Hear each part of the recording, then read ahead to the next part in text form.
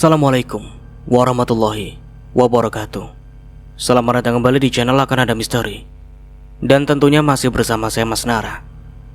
Di kesempatan kali ini saya akan menceritakan sebuah cerita horor dengan judul Ditumbalkan oleh Calon Suami. Seperti biasa, sebelum ke ceritanya, bagi kalian yang belum subscribe channel Akan Ada Misteri, silahkan bisa subscribe dulu dan aktifkan lonceng notifikasinya agar kalian tidak ketinggalan cerita menyeramkan dari channel Akan Ada Misteri. Dan jangan lupa juga untuk share and like, tentunya agar Mas Nara lebih semangat lagi untuk menghibur kalian. Oke, kalau sudah, terima kasih, and so get ready to be haunted. Cie, yang mau nikah nempel mulu, ujar Rizka yang baru saja datang dan bergabung denganku dan Bima, calon suamiku. Rizka duduk di samping Bima dan aku duduk menghadap Bima. Sore ini sepulang kerja, kami melepas penat di sebuah kafe langganan kami bertiga. Vi, sebelum kalian merit, gimana kalau kita ngadain acara? Ya seru-seruan aja.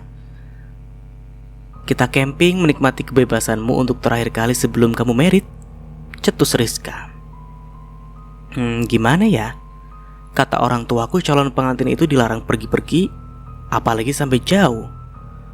Alah, masih sebulan lagi kan, masih lama kali. Lagian kamu percaya banget sama mitos begituan sih? Rizka menyandarkan tubuhnya ke kursi. Ia lalu menyenggol bahu Bima yang sedari tadi asyik dengan ponselnya. Setuju gak, Bim? Tanya Rizka. Aku menarik gelas berisi jus jeruk dan meminumnya sampai memandangi Bima. Aku sih terserah Evi saja. Dua orang yang juga sekantor denganku tiba-tiba datang dan ikut nimbrung bersama kami.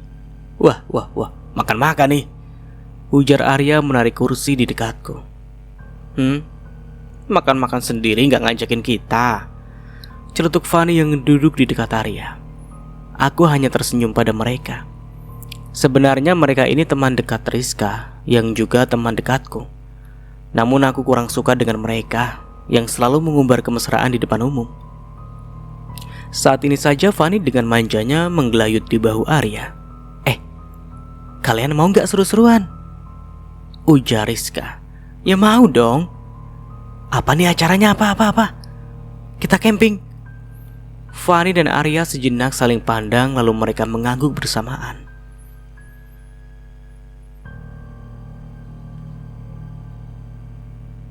Aku memasukkan beberapa potong pakaian ke dalam ransel, juga beberapa obat-obatan jika nanti dibutuhkan. Emang gak bisa camping nyantar kalau udah nikah aja, ujar ibu sambil duduk di sampingku yang tengah asyik berbenah. Gak bisa, Bu. Rizka sudah terlanjur membayar sewanya. Tapi kamu mau nikah, Vi? Pamali. Kurai dan kugenggam tangan ibu dengan lembut. Evi cuma semalaman aja campingnya. Lagian kita gak camping di gunung ataupun hutan kok, Bu, ujarku menenangkan. Kulihat kecemasan di mata ibu, namun senyumanku membuatnya sedikit ikut tersenyum. Aku kembali memasukkan beberapa keperluan lain ke ransel. Ibu gak usah cemas, kita semua camping di tempat wisata kok, Bu, ujar Bima menimpali. Ibu beralih memandangnya. Kita ke tempat wisata yang menawarkan paket camping. Iya, lagi ada Bima, Rizka, Arya, dan Fani. Mereka pasti jagain Evi, ujarku. Kubawa ranselku keluar rumah dan Bima mengekor di belakang. Sejenak ku cium punggung tangan ibu dan pipinya. Hati-hati anak, pesannya. Iya, Bu, pasti.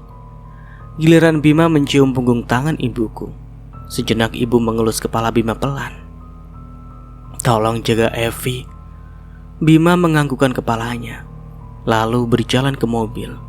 Aku mengikutinya lalu masuk pula ke mobil.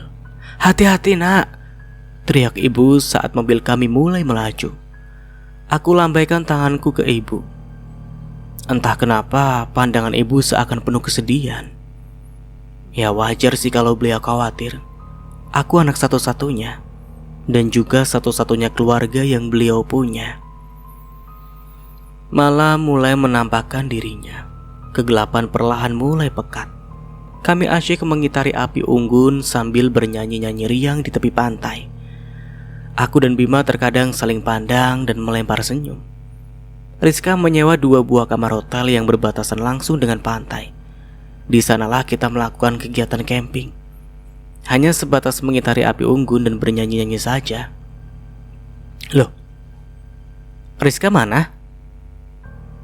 Tanyaku ketika sadar Rizka tak berada di antara kami. Loh, iya ya, kemana tuh anak? Celetuk Arya. Kami semua mengedarkan pandang ke sekeliling. Bima mulai bangkit dan berjalan menyusuri pantai. Rizka!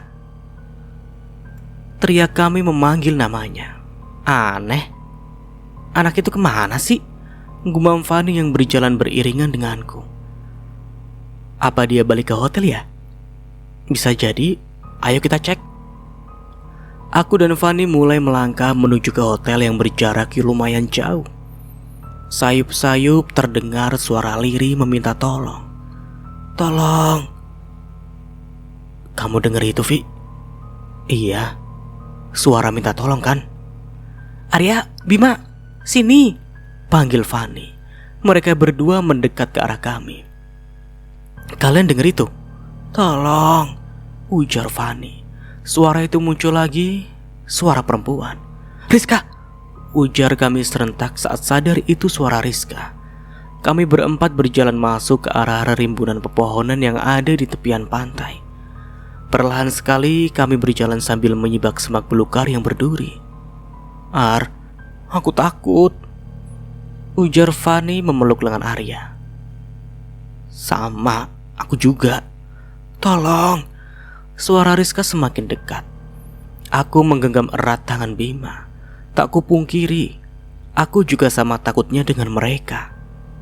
Entah kenapa peringatan ibu tentang pamali membuatku semakin ketakutan. Sebaiknya kita berpencar. Tapi Bim, aku takut. Udah yakin? Gak ada apa-apa. Akhirnya kami berpencar demi mencari Rizka yang tiba-tiba menghilang. Aku berjalan berlawanan arah dengan Bima dan lainnya. Kami berpencar mencari Rizka ke segala arah. Aku semakin masuk ke dalam rerimbunan. Namun semakin aku masuk, suara Rizka semakin menghilang. Karena semakin gelap, aku putuskan untuk kembali ke tempat semula. Tolong! Suara itu datang lagi. Namun tak sendiri. Suara itu kini semakin banyak. Tolong! Tolong! Kutajamkan pendengaranku untuk memastikan suara tersebut. Kini aku benar-benar yakin. Suara itu suara Bima, Fani, Arya dan Rizka. Aku berlari ke arah sumber suara. Lama-kelamaan suara itu semakin dekat. Kini aku berdiri di sebuah gua besar dengan tanaman menjalar yang lebih mirip dengan tirai. Di dalam sana terlihat keempat temanku tengah berteriak meminta tolong. Mereka seolah terhalang sesuatu yang menyebabkan mereka tak bisa keluar. Aku mendekat, dan benar saja, di depan mulut goa seolah ada pagar yang menghalangiku masuk. Bima, Rizka! Teriakku sambil memukuli pagar gaib yang tak kasat mata itu. Mereka berempat juga sama sepertiku yang menggedor-gedor pintu tak nampak itu. Evi, tolong kami Evi! Teriak mereka. Aku berjalan mundur dan meraih beberapa batu untuk kulempar ke gua tersebut. Namun batu-batu itu terpental hingga salah satunya mengenai pelipisku. Darah seketika mengucur dan aku hanya bisa mengusapnya dengan tanganku. Sejenak aku terdiam, memikirkan bagaimana cara membebaskan kawanku itu. Tak lama sebuah tangan muncul dari balik tanaman merambat yang menutup mulut gua. Tangan itu, aku yakin tangan Bima. Tanpa pikir panjang aku menarik tangannya berharap Bima bisa keluar sambil membawa teman lainnya. Namun aku salah. Ketika tangan itu kutarik, justru aku yang masuk ke dalam gua. Sedangkan Bima, Rizka, Arya dan Fani berlari keluar. Tolong aku! Teriakku. Namun mereka berempat hanya memandangku tanpa usaha menolong. Bahkan Rizka meraih lengan Bima dan memeluknya. Aku tertegun. Apa maksudnya ini? Berkali-kali aku mencoba keluar tapi aku selalu terpental. Bima, tolong! teriakku. Namun Bima seolah tak mendengarku. Ia berjalan pergi bersama lainnya. Dia meninggalkanku seorang diri. Bima, aku mohon tolong aku. Dan Bima, Rizka, Arya serta Fani benar-benar pergi. Sekilas Rizka menoleh ke arahku. Tapi setelah itu dia acuh dan meninggalkanku. Aku benar-benar sendirian. Mereka tega meninggalkanku di sini. Siapa itu? Aku merapat ke dinding gua yang lembab. Suara itu lebih mirip auman binatang buas. Suara itu semakin dekat. Aku semakin ketakutan merapat ke dinding. Kliwon. Suara berat itu seolah menggema di seluruh gua. Apa maksudmu?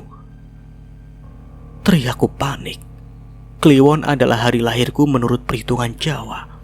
Tiba-tiba tubuhku terangkat ke atas tanpa ada yang menyentuhnya. Kakiku menendang ke segala arah, berharap bisa lepas dari cengkraman yang tak tampak. Kliwon, ujar suara itu lagi. Apa maksudmu? Tumbal. Tumbal? Mereka menumbalkanmu demi sesuatu yang mereka sebut kekuasaan, Evi, ujarnya. Apa? Kini tiba-tiba leherku seolah tercekik. Susah payah aku menghirup nafas yang mulai tersenggah. Nikmati saja, Evi. Nikmati kematianmu, ujar suara itu. Aku benar-benar tak menyangka mereka kawan-kawanku tega melakukan ini padaku. Padahal selama ini aku tak pernah menyakiti mereka. Rizka, kawan sedari aku kecil.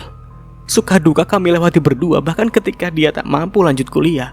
Ibuku yang seorang janda bersusah payah mencari dana untuk kuliahnya dan juga kuliahku. Tapi inikah balasan untukku? Bima, kekasih dan calon suami yang sudah aku kenal sedari masa kuliah.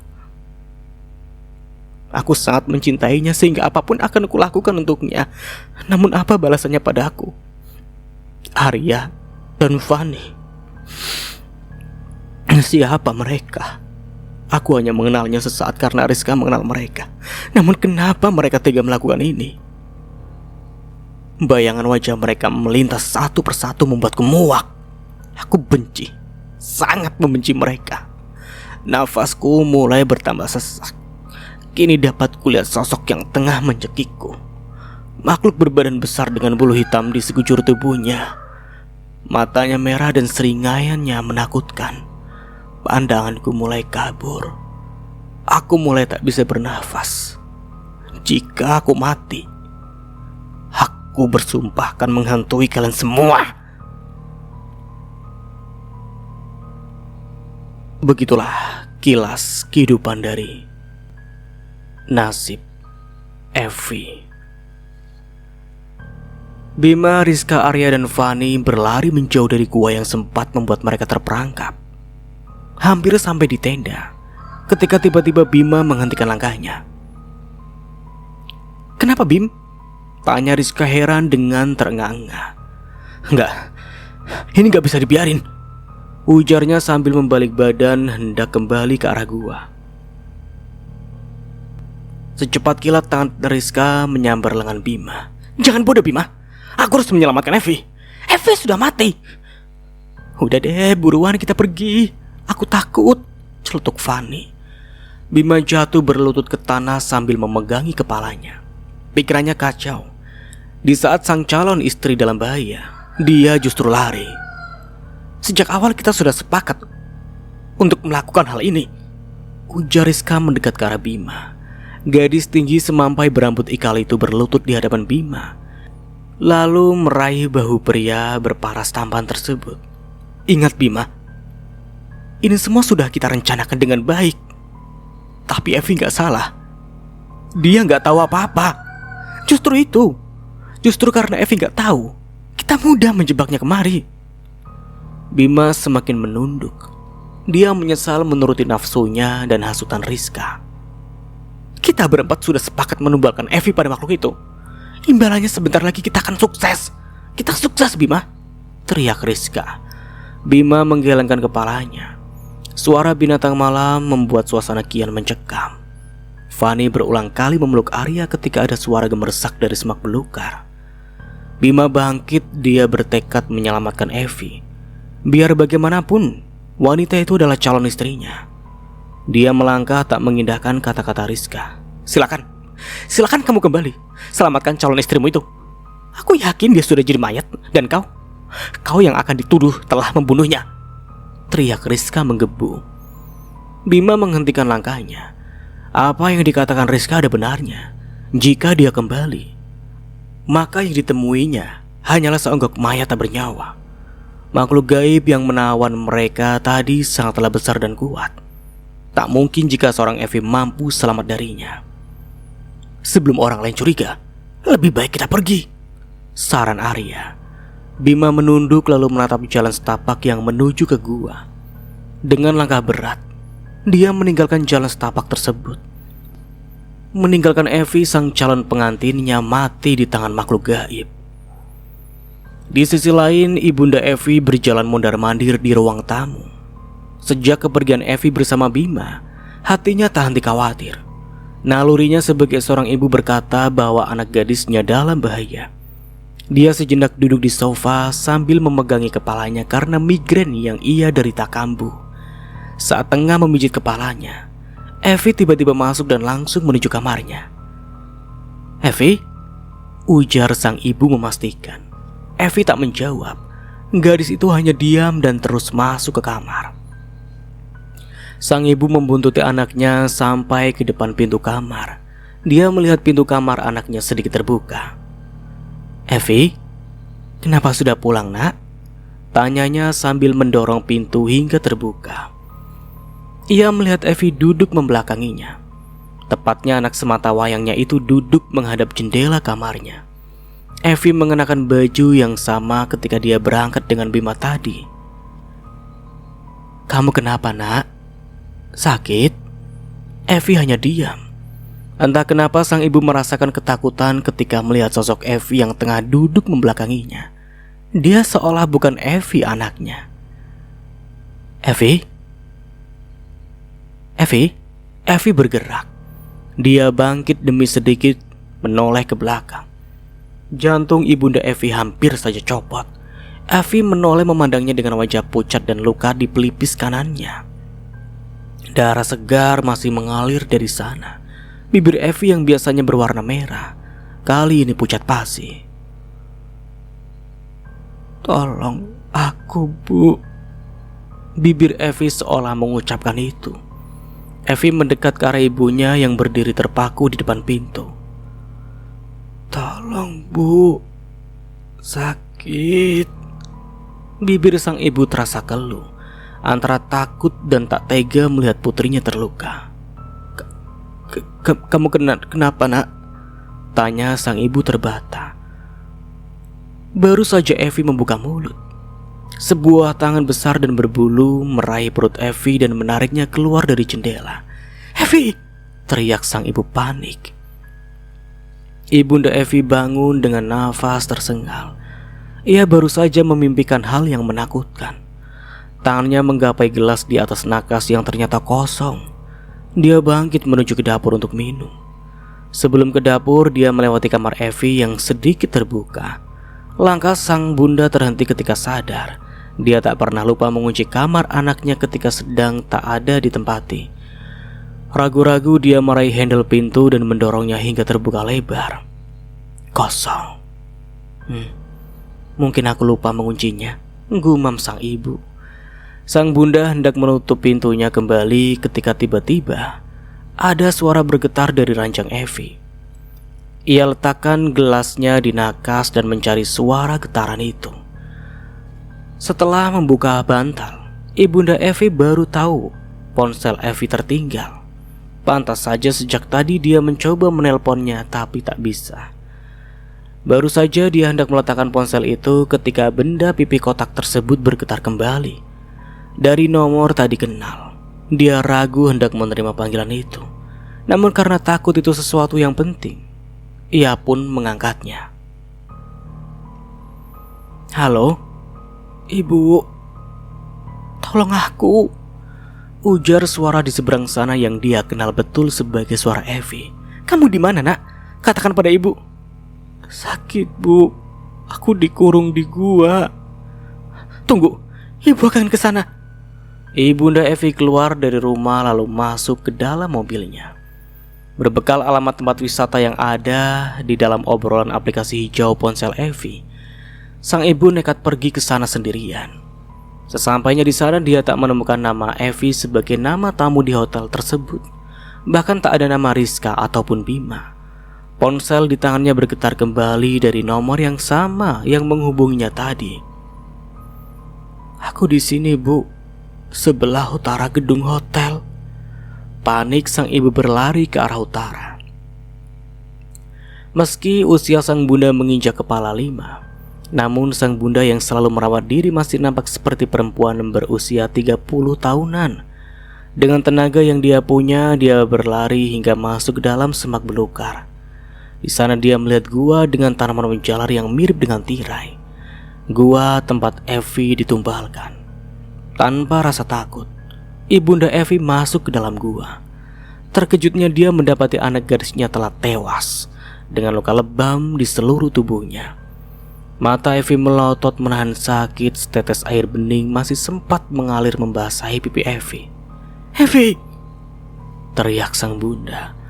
Dia hampir saja jatuh pingsan ketika tiba-tiba sebuah tangan muncul dan menopang tubuhnya. Ibu Evi melihat seorang pria dengan tubuh kekar dan paras tampan memegangi pundaknya agar tak terjatuh. Kenapa malam-malam ibu di sini? Tanyanya. Sang ibu teringat Evi yang terbujur kaku di bawah kakinya. Segera dia peluk tubuh anaknya itu dengan penuh kepiluan. Kenapa kau ambil anakku, Tuhan? Ku tak pernah lupa padamu, tak pernah melanggar laranganmu. Kenapa kau ambil anakku? Teriaknya frustasi. Pria tersebut hanya bisa diam sambil sesekali mengusap pundak wanita parubaya itu agar merasa kuat. Evi, anakku. Sudahlah, Bu, ikhlaskan. Aku gak ikhlas. Aku gak rela. Aku akan melakukan apapun agar pembunuh anakku menerima ganjarannya, ujarnya geram. Seulas senyum tipis tersungging di bibir sang pria. Ia memapah ibunda Evi berdiri. Aku Raka. Aku akan bantu ibu mewujudkan keinginan ibu. Benarkah? Benar. Pria itu berjalan ke arah jasad Evi. Dia sejenak berjongkok dan mengelus rambut Evi dengan lembut. Serahkan semua padaku, Ibu. Ibu. Raka berdiri dan mendekati ibunda Evi. Jadilah ibuku. Aku akan senang hati membalaskan dendammu. Ibunda Evi mulanya ragu, namun melihat anak gadisnya terbujur kaku, akhirnya dia menganggukkan kepalanya. Suasana perkantoran nampak sibuk. Orang-orang berlarian takut terlambat masuk. Bima sudah duduk di kursi tempatnya bekerja. Kursi itu terdapat pada sebuah ruangan yang berisi 5 karyawan. Arya masuk ke dalam ruangan lalu membanting berkas yang dibawanya ke atas meja. Sial! Bima melirik sekilas lalu tersenyum sinis. Ia masih asik mengetuk-ngetuk meja dengan penanya ketika Arya mendekatinya. Kamu ngerasa gak sih kalau kita itu sudah dibohongi oleh Rizka? Bima hanya menggedikan bahunya sambil terus memainkan pena. Jangan-jangan Evi dijadikan tumbal. Itu karena hanya alibinya saja. Sebenarnya tak ada tuh yang namanya tumbal untuk kesuksesan. Arya membanting tubuhnya ke kursi di depan Bima. Pria itu masih saja terdiam. Dia menatap lurus ke arah komputernya, di mana layar komputer itu sedang menampilkan foto kebersamaannya dengan Evi. Kamu dengar gak sih, Bim? Lagi-lagi Bima hanya menggedikan bahunya lalu berpaling. Tak lama Rizka dan Fani masuk ke dalam ruangan. Wajah Rizka sangatlah tegang, sama seperti Arya. Gadis itu membanting berkasnya ke meja. Gagal lagi, gumamnya emosi. Rizka duduk di kursinya lalu menunduk sambil memegangi kepalanya. Arya bangkit mendekat dan menggebrak meja Rizka. Gadis itu menatap Arya sengit. Apa? Mana? Katanya kita akan sukses. Mana Riz?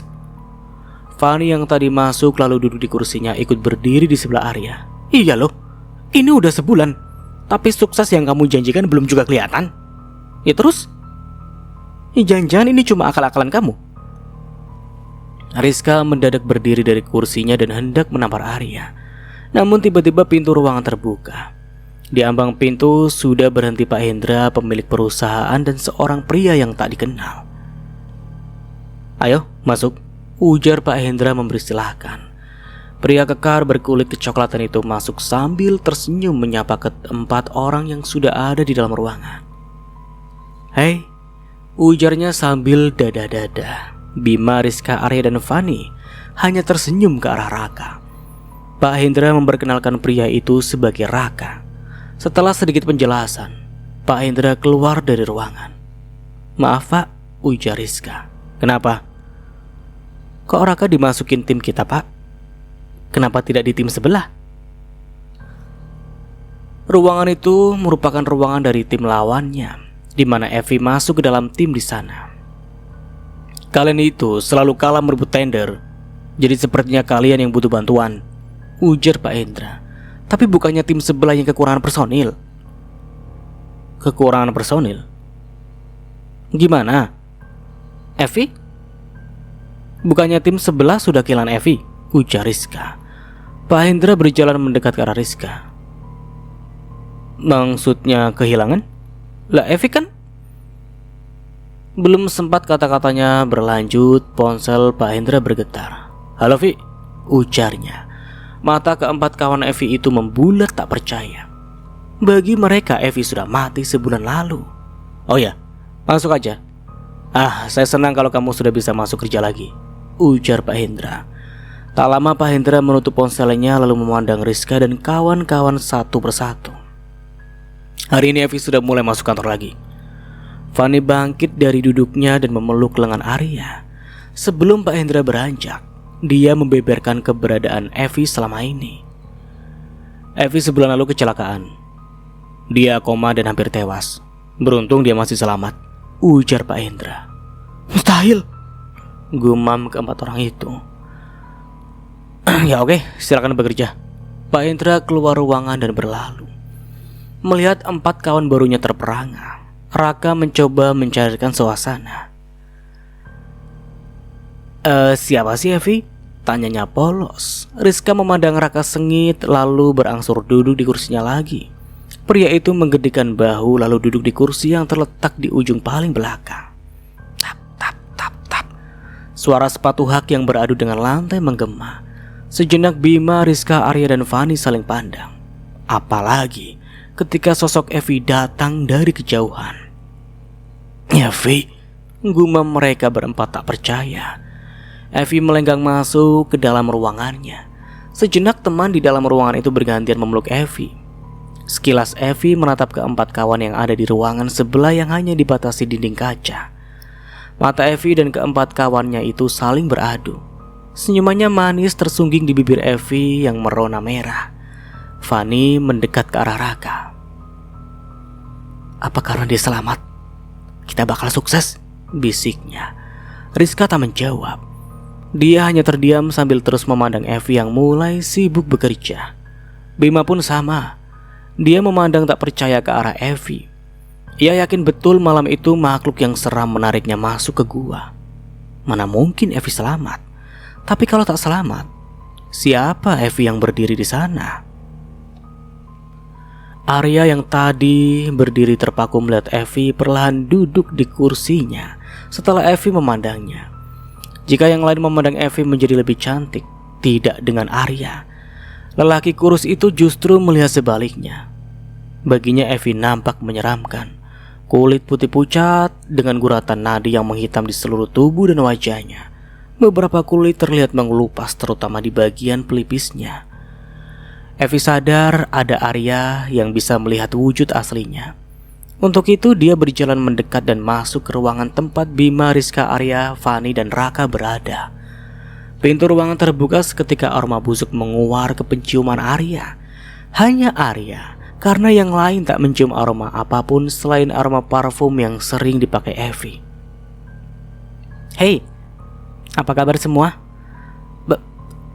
Baik," jawab Fanny. Raka mendekat dan mengulurkan tangannya ke arah Evie. "Kenalin, aku Raka." "Evie." Rizka masih duduk di kursinya, begitupun Bima dan Fanny. Sedangkan Arya mulai tak nyaman duduk di kursi karena aroma busuk yang menyengat. "Kok pada diem? Gak suka ya?" "Aku udah balik lagi," tanya Evie dengan tersenyum. Enggak kok, kita seneng ke ya?" jawab Fanny menyenggol bau Arya. Pria itu mengangguk cepat, dia begitu gugup dan ketakutan. Apalagi ketika Evie mendekat ke arahnya. Arya tak sanggup lagi mencium aroma Evie yang benar-benar busuk. Pria itu berlari keluar ruangan menuju toilet.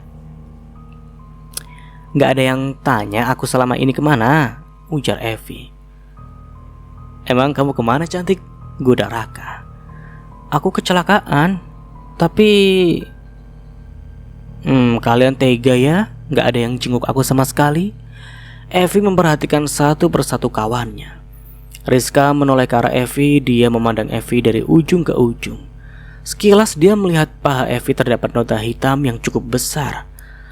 Tahu jika Rizka memandang pahanya, Evie mendekat. "Sakit, Riz. Ini terantuk batu waktu aku terlempar dari mobil. Rasanya seperti dilempar makhluk raksasa berkali-kali ke bebatuan." Rizka melotot mendengar penuturan Evie. Apalagi Fanny, dia terlihat sangat ketakutan. Sedangkan Bima, dia sibuk dengan pikirannya sendiri, sibuk menelisik sosok Evie di depannya. Oke, kita beralih ke sudut pandang Evie. Mungkin agak sedikit mundur. Kita lanjut. Aku benar-benar susah bernafas. Mata ini perlahan-lahan mulai gelap. Degup jantungku semakin cepat dan cepat. Namun lama-kelamaan melemah. Sampai pada akhirnya aku benar-benar tak dapat bernafas lagi. Cairan kental dan berbau amis mengalir dari ujung kepala ke ujung kakiku. Rasa lengket dan dingin mulai menjalar ke seluruh tubuh. Ku dapatkan kembali nafasku, meski setengah tersengal-sengal. Perlahan ku gerakan jemari yang terasa sakit. Tulang-tulangku terasa remuk, dan persendianku seolah lepas dari tempatnya. Usapan lembut di wajah membuatku membuka mata. Ku hirup nafas sedalam mungkin. Setelah tadi aku kehilangannya sejenak. Aku terbaring di atas sebuah batu besar dan rata. Batu itu mirip sebuah meja raksasa. Kulihat ibu duduk bersila di sebelah tubuhku. Rasa lengket dan bau anyir membuatku mencari-cari sumber bau tersebut. Terkejutnya aku ketika ku angkat tangan yang tengah telah berlumuran darah. Tak hanya tangan tapi seluruh tubuh. Dari ujung kaki ke ujung kepalaku penuh dengan darah segar yang lengket dan amis. Aku duduk dan memperhatikan diriku yang berlumuran darah. Akhirnya kamu sadar, nak. Apa yang terjadi, Bu? Kenapa aku berlumuran darah, Bu? Dengan jijik ku usap-usap wajahku yang juga tak luput dari aliran darah kental. Kamu... Ibu nampak tak mampu berkata-kata. Seolah ada sesuatu yang dia sembunyikan. Seorang pria bertubuh kekar dan berkulit kecoklatan masuk ke dalam gua. Tak ada yang aneh. Hanya saja dia memakai pakaian adat Jawa yang sering digunakan untuk acara pernikahan. Pria misterius itu kini berdiri di sampingku dengan senyum tersungging di bibirnya. Sudah sadar, Evie? Siapa kamu? Kenapa kamu tahu namaku? Dia suamimu, Evie, jawab ibu. Aku terbelalak. Suami? Bukankah aku akan menikah dengan Bima? Apa-apaan ini, Bu? Aku gak mengerti deh. Aku bangkit dan memperlihatkan seluruh tubuhku yang berlumuran darah. Kenapa tubuhku penuh darah? Darah apa ini, Bu? Atau darah siapa ini, Bu? Ibu hanya menunduk dan dia terisak. Entah apa yang ditangisinya. Pria itu mendekat lalu tanpa seizinku dia memegang erat kepalaku. Aduh, rasanya sakit sekali seakan mau pecah kepala ini. Tiba-tiba kilasan-kilasan peristiwa bermunculan di kepalaku. Aduh! Teriakku karena tak mampu menahan sakit. Tak hanya sakit di kepala, namun di sekujur tubuhku, terutama hatiku. Kilasan ketika kawan-kawan pergi meninggalkanku membuat hatiku terluka. Pengkhianatan itu tak bisa dimaafkan. Aku berusaha melepas tangan pria itu, namun seolah tangannya menempel dengan kepalaku.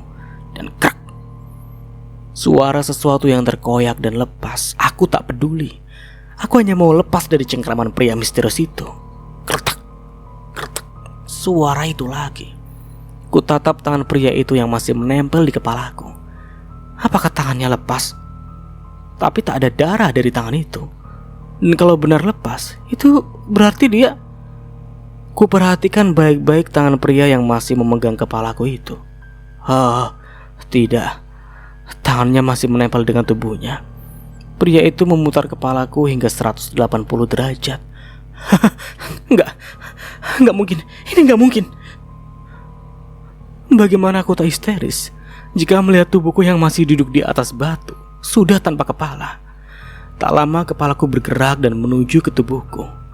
Dengan lembut pria itu meletakkan kepalaku lalu mengusap leherku yang tiba-tiba terasa kaku. Aku menangis. Apa yang terjadi? Apa? Tenang, nak. Raka akan membalas semua pengkhianatan kawan-kawanmu itu. Lanjut ibu dengan nada penuh amarah yang tertahan. Apa ini berarti? Aku palingkan wajahku agar ibu tak melihatku menangis. Rasanya mustahil semua ini bisa terjadi jika aku masih hidup. Kau ku bangkitkan kembali, Evi, jawab Raka. Aku menatap tepat di manik matanya. Dia tersenyum. Aku akan membantumu membalaskan rasa sakit hatimu. Dia semakin mendekat dan mengusap pipiku dengan lembut. Tetapi orang lain tak akan tahu kalau kamu sebenarnya sudah mati. Asalkan ia bangkit dan berjalan ke ujung gua. Aku terbelalak ketika melihat seonggok tubuh wanita dengan kepala nyaris putus di sana. Mata wanita itu melotot kesakitan. Aku memalingkan wajahku. Dengan sekuat tenaga aku pejamkan mata. Pemandangan itu membuatku miris dan mual. Kau mandi dengan darah wanita yang lahirnya sama denganmu, Kliwon. Aku menatap kembali pria yang berpakaian pengantin Jawa itu. Dengan gagah dia mengibaskan tangannya ke atas. Ajaib. Dalam sekejap gua itu menjadi sebuah rumah yang mewah dihiasi emas dan permata. Di halaman rumah terdapat pelaminan pengantin yang tak kalah megahnya. Raka meraih tanganku yang sudah berubah halus, tak berlumuran darah seperti tadi. Aku juga sudah berganti pakaian dengan pakaian pengantin wanita. Ia menuntunku berjalan ke arah pelaminan. Ibu dengan sangat cantik sudah duduk di sisi pelaminan. Dia tersenyum ke arah kami. Duduklah, pinta Raka. Aku pun duduk di atas pelaminan disusul olehnya. Kami benar-benar menjadi sepasang pengantin yang nampak bahagia. Dan entah dari mana, tiba-tiba saja halaman sudah penuh dengan para tamu undangan. Kutatap Raka yang tak berhenti tersenyum. Ia meraih tanganku dan menggenggamnya erat. Selama kau bersamaku, aku akan selalu membantumu, ujarnya dengan tatap fokus memandang ke depan. Aku tersenyum. Sekarang aku punya senjata untuk membalas perbuatan keji kawan-kawan dan calon suamiku itu. Akan aku pastikan mereka mendapatkan balasan yang bahkan lebih kejam dari yang mereka lakukan padaku. Lihat saja Rizka, Bima, Arya dan Fani. Aku akan kembali dan membalaskan dendamku. Tunggulah aku. Setelah itu aku kembali ke kehidupanku seperti biasanya. Pertama masuk ke kantor, aku bisa melihat ketakutan di mata mereka berempat. Raka sudah lebih dulu masuk ke kantor dan membaur dengan mereka. Tak ada yang sadar jika Raka adalah makhluk besar yang sama yang menjanjikan mereka kesuksesan.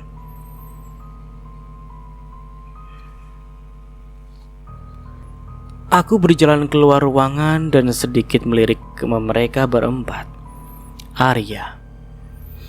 Hanya pria itu yang tahu wujud asliku. Bukan karena dia indigo atau mempunyai sixth sense, tapi karena dia yang pertama akan aku lenyapkan. Ia mengangkat wajahnya memandangku lalu menunduk ketika manik mata kita bertemu. Aku keluar dan masuk ke ruanganku. Ruang kerja saat aku masuk hidup. Tiba-tiba dadaku sesak hingga aku harus terduduk di kursi. Bawa apa ini? Busuk banget. Celetuk Santi teman satu ruanganku. Aku mengedarkan pandang 3 orang teman yang seruangan denganku kompak menutup hidungnya. Kamu gak bau, Vi? Iya, Iya bau. Jawabku berpura-pura menutup hidung. Gawat. Sepertinya ini sudah saatnya aku mandi darah wanita Kliwon. Tapi di mana aku akan mendapatkan wanita itu? Wanita Kliwon akan bisa melihat wujud aslimu.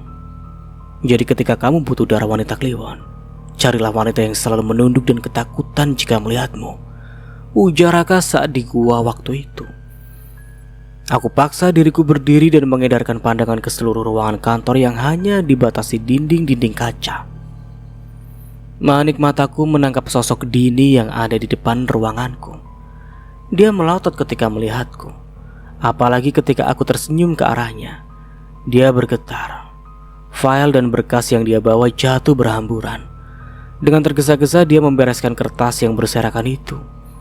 Kulangkahkan kakiku mendekatinya, bermaksud membantu membereskan kertas yang berserakan. Namun dia semakin bergetar dan meninggalkan beberapa berkas di lantai untuk lari. Oke, kita beralih ke narator lagi ya. Aryadi, atau lebih sering dipanggil Arya. Pria kutu buku berkacamata itu memiliki tubuh kurus dan tinggi. Dia teman Rizka dan juga Evi semasa sekolah menengah atas. Namun tak seperti Rizka, dia tak begitu akrab dengan Evi. Itu karena dia sendiri tak satu kelas dengan Evi. Masa SMA-nya sama seperti lainnya, mengejar prestasi akademik di sekolah, sama seperti Rizka yang selalu mengikuti berbagai lomba di sekolahnya agar dapat beasiswa. Seringnya bertemu di berbagai ajang lomba membuat Rizka dan Arya berteman akrab. Arya keluar dari ruangan lebih dulu ketika jam kantor telah usai. Dia dan yang lainnya berjalan melewati koridor yang lumayan panjang agar bisa keluar dari kantor. Letak ruangan yang berada di lantai 3 membuat Arya harus menunggu di depan lift. Arya, panggil Evi di kejauhan. Sejenak Arya menoleh, tapi ketika tahu itu Evi, dia langsung menundukkan kepalanya. Evi mendekat dengan senyum yang mengembang, yang lebih terlihat sebagai seringai yang menakutkan. Aku nebeng ya, Ar? Ujar Evi ketika sampai di samping Arya.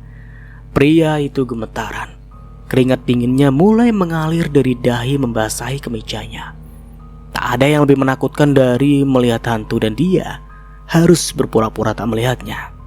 Boleh kan, Ar? Maaf, aku ada acara. Fanny yang baru saja keluar bergegas mendekati Arya. Melihat Evi yang semakin terlihat cantik membuatnya khawatir jika Arya jatuh ke pelukan Evi. Ada apa ini? Enggak, cuma mau nebeng pulang. Mobil aku lagi di bengkel. Oh, kita ada acara kan, Van? Tanya Arya sambil memberi kode. Fanny bingung tapi melihat Arya tak anti mengedip, dia mengangguk. Menunggu di depan lift terasa sangat lama untuk Arya. Entah itu hanya perasaannya saja atau tidak. Maaf, Aku dan Fadi balik dulu. Pamit Arya dengan kepala masih menunduk. Tak lama dia menyeret Fanny berjalan menuju tangga darurat. Evi mengangkat kedua bahunya tak mengerti. Padahal dia hanya mau nebeng ke rumah. Ya, sekalian membalas rasa sakitnya. Mau pulang? Tanya Bima yang tiba-tiba sudah di belakang Evi. Gadis itu terkejut, lalu tersenyum manis. Iya, aku antar ya. Evi melirik sekilas ke arah Bima, pria yang pernah mengisi hatinya. Namun kilasan pengkhianatan Bima membuat dendamnya semakin tertumpuk. Gak perlu, jawab Evi datar. Tak lama pintu lift terbuka. Dia segera masuk berharap jauh dari Bima. Biar bagaimanapun masih ada rasa yang tertinggal di hatinya tentunya. Tadinya Bima ikut masuk ke dalam lift. Evi mencoba memberi jarak antara dia dan Bima berdiri. Evi. Ujar Bima membuat Evi menoleh ke arahnya. Lama Bima terdiam dan hanya memandang Evi. Aku minta maaf soal gak perlu. Bima menatap Evi lekat di manik matanya. Sadar Bima hanya mencari informasi mengenai dirinya, Evi pun segera berpaling. Gak perlu minta maaf. Mungkin memang kita gak jodoh.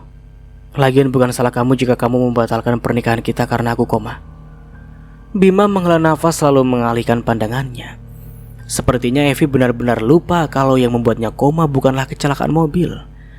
Evi tersenyum melihat Bima salah menilainya. Biarlah, itu justru akan mempermudah dirinya untuk membalas dendam. Pintu lift terbuka, Raka sudah berdiri di depan lift, membuat Bima dan Evi terkejut. Untung Evi berdiri jauh dari Bima. Kalian mau pulang ya? Iya. Bima hanya menganggukkan kepalanya dan berjalan beriringan dengan Evi dan Raka. Aku duluan, pamit Bima. Oke. Sekilas Bima tersenyum kepada Evi membuat gadis itu sedikit terpesona. Raka memandang Evi yang mencuri pandang ke arah Bima. Ayo pulang, perintah Raka sambil menggamit tangan Evi. Melihat mata Raka yang mulai memerah, Evi memilih menganggukkan kepalanya. Dia tak mau melihat suaminya murka, karena jika sudah murka, bisa saja Raka membunuhnya untuk kedua kalinya. Raka menggandeng tangan Evi dengan lembut. Dia menarik tubuh Evi agar lebih dekat dengannya. Jangan pernah mengkhianatiku. Gak akan. Oke, sekarang kita pulang. Pulang? Lalu Arya? Waduh, lupa. Raka menepuk dahinya sambil berdeci. Mereka saling pandang sebelum akhirnya keluar dari area perkantoran. Pukul 8 malam setelah mengantar Fani ke rumah, Arya masih berada di jalanan. Maklum, rumahnya dan rumah Fani berbeda arah. Belum lagi macet yang selalu melanda. Arya, sebuah bisikan membuat Arya bergidik, apalagi ketika sadar dia masih di dalam mobil sendirian. Arya. Pria itu melirik ke kursi penumpang melalui spion mobilnya dan kosong. Dia mulai ketakutan. Detak jantungnya mulai tak beraturan. Ketakutannya membuatnya dia kurang fokus mengemudi. Dia berkali-kali menyeka keringat yang tak henti mengalir. Dia kembali melirik spion mobil dan terkejut setengah mati ketika melihat Evi sudah duduk di belakangnya dan jrek. Arya mendadak mengerem mobilnya. Dia memutar tubuhnya ke belakang, memastikan penglihatannya. Namun kosong. Sejenak dia mengelus dadanya yang tak berhenti berdebar. Setelah pasti tak ada siapapun di bangku belakang, Arya kembali mengemudi. Ini pasti khayalanku saja, batinnya. Dia fokus menatap jalanan yang masih ramai. Dengan hati-hati dia mengemudikan mobilnya. Tiba-tiba seorang wanita berbaju pengantin lewat di depan mobilnya. Panik, Arya membanting setir ke kanan. Dia tak mau berurusan dengan polisi jika dia sampai menabrak wanita itu. Sayang, dia membanting setir ke arah yang salah. Dia terhindar dari menabrak wanita berbaju pengantin, namun dia tak terhindar dari tabrakan truk di belakangnya. Kenapa hanya sebatas itu? Tanya Raka yang melihat Evi tak langsung melenyapkan Arya. Belum saatnya. Kapan? Aku sudah mulai lapar. Tanya Raka lagi lanjutnya sambil mengelus perut. Laparmu akan tergantikan dengan makanan yang lebih lezat. Mereka berlalu dari tempat Arya kecelakaan. Arya masih terbaring di rumah sakit. Bima, Rizka, Fani dan juga Raka berniat menjenguk. Aku ikut ya. Setelah Evi yang tiba-tiba masuk ke ruangan, mereka berempat sejenak saling pandang lalu menatap gadis bersetelan kemeja dan rok hitam itu. Evi berdeci. Gak boleh ya. Tak ada satupun dari mereka yang menjawab. Pak Hendra masuk ke dalam ruangan dan menemui Evi. Kamu ngapain di sini, Vi? Saya cariin dari tadi. Kenapa ya, Pak? Ayo, ke ruangan kamu, ajak Pak Hendra. Evi dan Pak Hendra pamit lalu masuk ke ruangan Evi. Rizka, Bima, dan Fani tak henti menatap Evi dan Pak Hendra. Tak lama setelah Pak Hendra masuk ke ruangan tim Evi, mereka yang di dalam sana bersorak-sorai sambil bertepuk tangan. "Selamat Evi, tim kalian menang tender lagi," ujar Pak Hendra memberi selamat. Pak Hendra menjabat tangan Evi lalu bertepuk tangan lagi. "Saya bangga sama kamu, Vi. Setelah kamu kembali ke sini, banyak sekali tender yang kita menangkan," puji Pak Hendra. "Terima kasih, Pak," ujar Evi tersipu. Mata lentik Evi melirik ke arah tim Rizka. Mereka sedang memandangnya dengan rasa iri. "Astaga, bau apa ini ya?" celetuk Pak Hendra menutup hidungnya. "Sudah 2 hari ini, Pak, ruangan kita bau," timpal Santi. Evi terdiam lalu melirik ke arah Raka. Sadar istrinya membutuhkan bantuannya, Raka berjalan masuk ke sana. Sepertinya ada bangkai tikus yang terselip di sana," tunjuk Raka pada plafon atas tempat duduk Evi. "Oh, pantas baunya memang dari sana," ujar Santi lagi. "Ya sudah, nanti biar dicari sama Bambang si cleaning service kita ya." Tak lama Pak Hendra pamit keluar ruangan dan berlalu. Teman Evi lainnya asik melakukan aktivitasnya. Raka mendekatkan wajahnya ke telinga Evi. "Sudah kau dapatkan wanita Kliwon itu?" bisiknya. Evi mengangguk. "Cepat ambil darahnya, atau kau akan membusuk." Sejenak Evi terbelalak. Tak lama dia keluar dari ruangannya, dan Raka berjalan kembali ke ruangan tim Rizka. Bima yang sedari tadi mengamati tingkah Raka mulai curiga. Ada apa sebenarnya antara Raka dan Evi? Kenapa Raka terlihat sangat dekat dengan Evi? Dini bergegas masuk ke dalam lift karena harus segera menemui Pak Hendra. Dia terkejut saat melihat Evi di dalam sana. Kakinya mulai mundur teratur. Evi tak melakukan apapun. Dia hanya berdiri sambil memandang lekat ke arah Dini.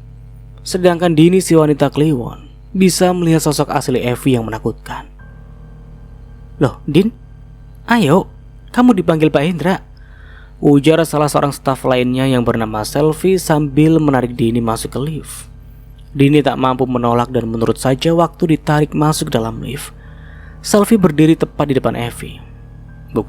Itu bukan di depan, tapi tepat di badan Evi. Iya, tubuh Evi yang transparan membuat Dini semakin terbelalak. Pintu lift terbuka dan Selvi melangkah keluar. "Loh, Sel, kok turun?" "Iya, aku mau ke Pak Sony dulu," jawabnya sambil berlalu. Dini masih terpaku melihat Evi berdiri di ujung lift sambil menyeringai. Tiba-tiba bau busuk yang menyengat menguar dari tubuh Evi membuat Dini semakin tak kuat. Gadis itu hendak melangkah keluar lift ketika Evi mencegahnya. "Jangan keluar," ujar Evi memperingatkan. Tapi Dini yang terlanjur ketakutan tetap melangkah keluar. Dan tepat ketika tubuh Dini keluar, Evi menarik kepala Dini sehingga ketika pintu lift tertutup, kepala Dini masih tertinggal di dalam. Dini semakin panik saat lift perlahan mulai turun. Jangan bunuh aku," teriaknya. Evi hanya tersenyum menyeringai ke arah Dini. Aku mohon, jangan sakiti aku." Dini mulai menangis. Kepala Dini perlahan mulai naik seiring dengan lift yang perlahan turun. Gadis itu terus berusaha lepas dengan mencoba menarik kepalanya. Ia juga mencoba membuka paksa pintu lift namun gagal. Kepala Dini sudah terlanjur kejepit antara langit lift dengan lantai ruangan. Posisi Dini sudah tiduran di lantai ruangan. Sedangkan Evi berdiri tepat di bawah kepala Dini. "Jangan!" Kepala Dini semakin terjepit. Suara gemeretak tulang leher yang patah sudah terdengar. Dini tak lagi mampu berkata. Dia sibuk berusaha melepaskan diri. Matanya melotot penuh ketakutan, bibirnya mulai mengeluarkan darah segar.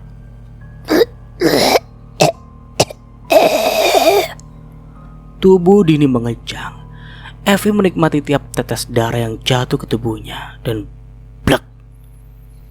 Kepala itu jatuh menggelinding ke bawah kaki Evi yang masih sibuk mengoleskan darah ke seluruh tubuhnya. Senyumannya puas tersungging di bibir Evi. Gadis setengah iblis itu berdiri dengan tubuh yang berlumuran darah.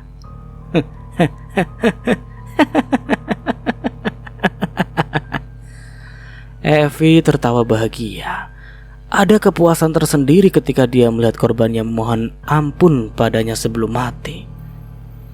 Perlahan pintu lift terbuka dan "Hah!" teriakan histeris dari staf lain yang melihat kepala terpotong di dalam lift. Tak ada yang melihat Evi sama sekali, karena sejak jiwanya mati, dia bisa sesuka hati menghilang begitu saja tanpa diketahui orang lain. Oke, kita kembali ke Evi lagi. Setelah merasakan nikmatnya darah manusia, aku kembali merasa segar dan bugar. Bau busuk khas mayat yang kemarin menguar kini menghilang. Bagaimana? Tanya Raka yang tiba-tiba saja sudah ada di belakangku. Apanya? Sensasinya. Nikmatkan mencabut nyawa seseorang. Aku mengangguk sambil tersenyum. Kini Raka melingkarkan tangannya ke pinggangku. Nikmatkan saat mereka memohon ampun dan meminta belas kasihan. Aku mengangguk lagi. Kini dia memutar kursi sehingga wajahku dan wajahnya saling beradu. Lalu kapan kau akan memberi aku makanan spesial itu? Oh iya, aku lupa menjanjikan makanan spesial untuknya. Aku bangkit dan berjalan menuju dinding kaca di sebelah kananku.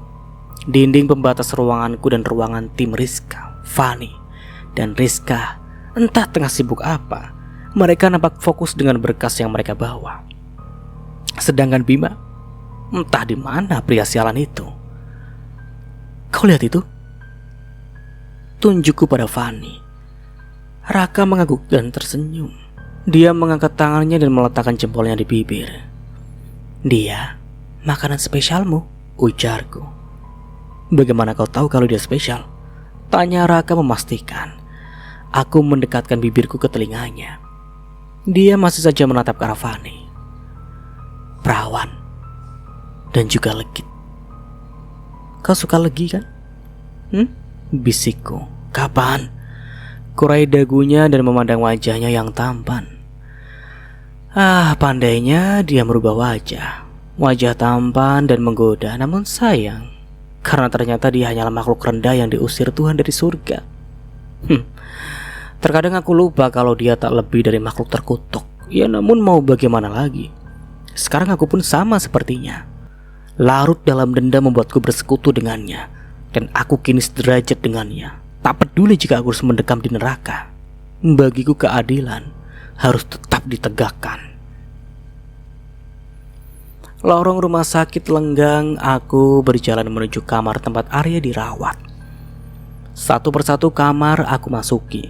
Namun belum ketemu juga dengan yang namanya Arya. Aku berjalan lagi, menyusuri lenggangnya malam di lorong rumah sakit. Jika aku masih hidup, mungkin aku sekarang akan ketakutan. Namun kini, justru mereka yang tak kasat mata yang takut padaku. Karena aku istri sang iblis penunggu gua keramat di tepi pantai selatan. Di bawah rindangnya pohon beringin yang ada di sisi kanan rumah sakit, nampak seonggok makhluk berbungkus seperti permen. Ya, permen menjijikan berbau bangkai. Dulu aku sangat menakutinya. Apalagi ketika Rizka mulai bercerita tentang bagaimana menyeramkannya rupa makhluk itu. Namun sekarang, makhluk itu justru tak berkutik ketika melihatku. Tubuhnya sedikit terbungkuk saat aku mendekat ke arahnya. Kau tahu kamar Arya? Tanyaku padanya. Matanya yang keluar dan menggantung di pipi itu mulai bergerak ketika dia menggunakan kepalanya. Tak lama tubuhnya berpaling ke arah kanan. Dan dia memajukan sedikit dagunya. Tanda Arya ada di sebelah sana. Oke. Makasih, ucapku. Aku berjalan menuju ke arah yang ditunjukkan si Poci. Namun baru beberapa langkah, sesama makhluk perempuan berbaju kumal terbang menghampiriku. Dia berkacak pinggang sambil melotot ke arahku. Mau apa kamu kemari? Gertaknya. Mata dengan lingkaran hitam itu semakin melotot keluar. Rambut hitamnya yang kumal dan acak-acakan tertiup angin malam. Aku mencari seseorang. Jawabku datar. Dia melayang semakin mendekatiku, mengitari tubuhku lalu mendekatkan wajahnya ke wajahku. Matanya yang melotot hampir keluar menatapku penuh curiga. Jengah aku pun berjalan menjauhinya. Si pocong sudah hilang entah kemana, hanya bau busuknya saja yang masih tertinggal. Mau kemana kau? Urusan kita belum selesai, teriaknya. Aku berbalik ke arahnya. Ternyata dia sudah memanggil beberapa teman sekastanya. Mereka berjajar membentuk lingkaran mengelilingiku. Dan sampai di sini dulu ceritanya. Nantikan kelanjutan ceritanya di part berikutnya. Dari saya mohon maaf bila ada salah kata atau dalam penyampaian cerita. Akhir kata, wassalamualaikum warahmatullahi wabarakatuh. Sampai jumpa di video selanjutnya and see you. Ciao.